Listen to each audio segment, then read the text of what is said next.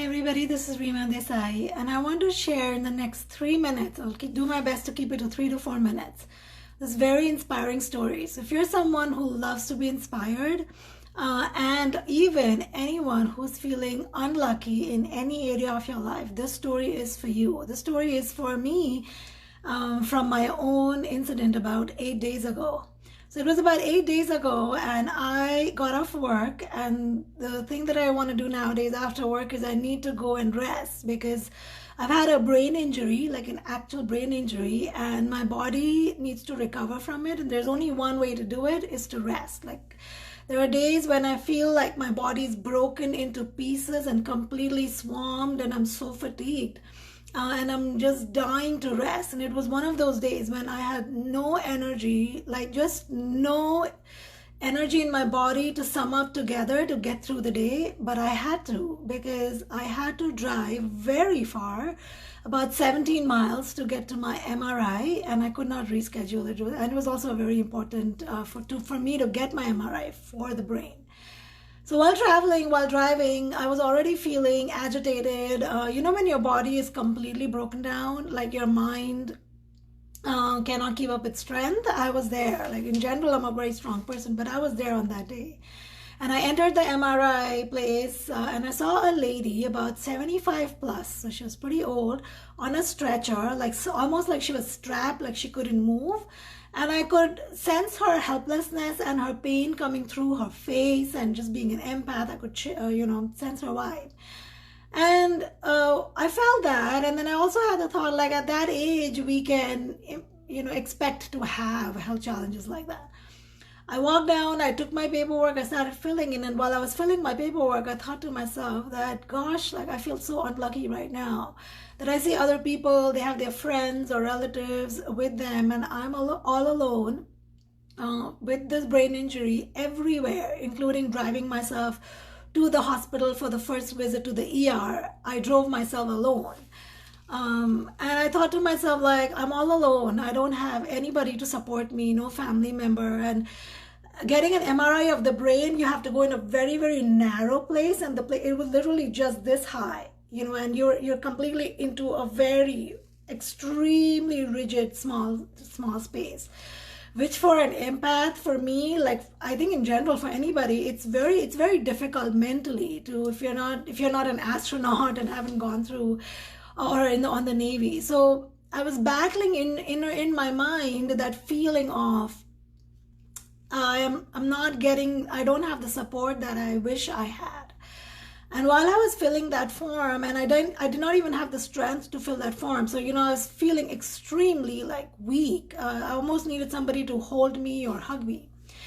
And then I saw a man walk up to that lady on the stretcher, and I realized soon enough that that's her husband, who looked like about 80 years old, 79, 80 or 81.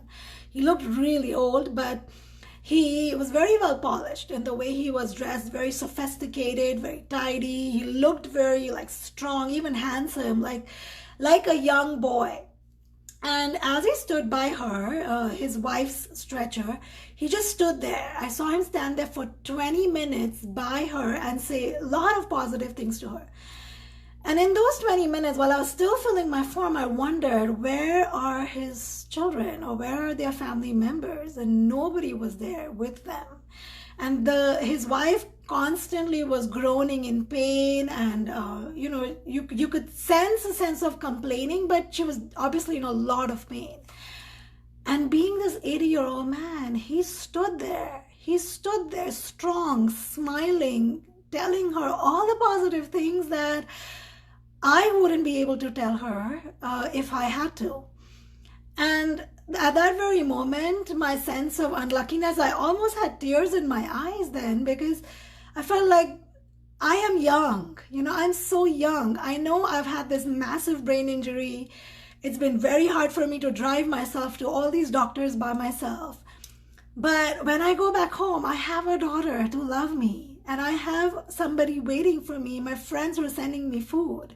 And I'm healthy enough to drive myself to this MRI and do all the procedures that I need to do on my own. And that man, when his wife's stretcher was pulled into the MRI room, I felt his feelings. I heard his voice crack he was standing so strongly in front of her, giving her all the support, but internally I could sense his feelings. I could sense like hanging on to the last ray of hope, hanging on to that last string and thread of life.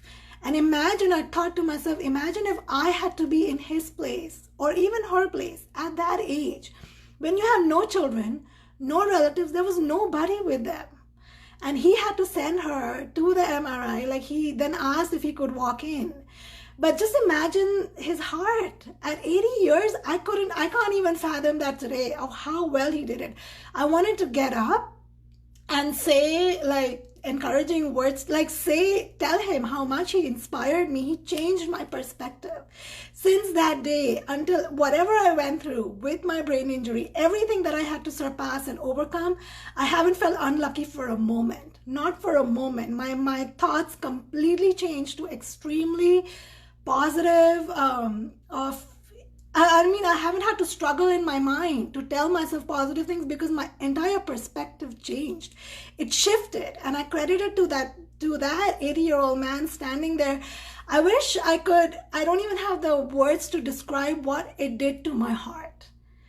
And I came home and I told this story to my daughter, because I want her to learn things like this. And I told her, imagine if your grandpa had to do that at his age, take his wife alone to an MRI by himself and not have any other support, and not know if she's going to be alive or not the next day. And she was in silence. I think she was shaken too, internally. So that is, for any of us who's feeling unlucky about anything in life, think about scenarios like these. Think about people who go through situations like these. Especially even people in India, I feel like, and it may sound like I'm being biased, but when people in India complain that their helpers have not come and they're having to do all this work, I feel like telling them, come to the United States and see how senior citizens like these, when they have to drive their cars, no matter how ill they are, how unwell they are, they don't have children that come here and live with them, and they have to fight through their illnesses and take care of themselves. Think and look at the lives that people live across the world, and what kind of hardships they have to overcome. And we have the power in our mind to overcome whatever it takes, whatever the situation is. And really, until then, I was getting the sense of like, I've had this huge, massive injury and it's taking everything from me, and I've lost a lot of business and this and that. But no, I've been smiling since then. Anybody who tells me I'm sorry to hear this, I'm like, I'm not feeling anything. I'm very positive right now. It's completely changed me. And I'll remember his face and that person until I die. I felt like I didn't have the strength to get up, because I was so weak that I could faint anytime. I was very, very weak. So I was doing my best to just finish the paperwork and get through the MRI and make sure I had to drive back 17 miles alone. I was just staying focused, but I sent my angels and my blessings to the man and to the lady as much as I could, like just vibrationally I did, and I thought of him and I prayed for them. So this was a little story. I think I went over about 4 minutes for sure, because I love to talk philosophical things. I hope you feel inspired. I hope that it helps change your perspective, and share the stories, such stories with your children. Little minds can absorb great things. Thank you for listening. Bye-bye. This is Rima Desai.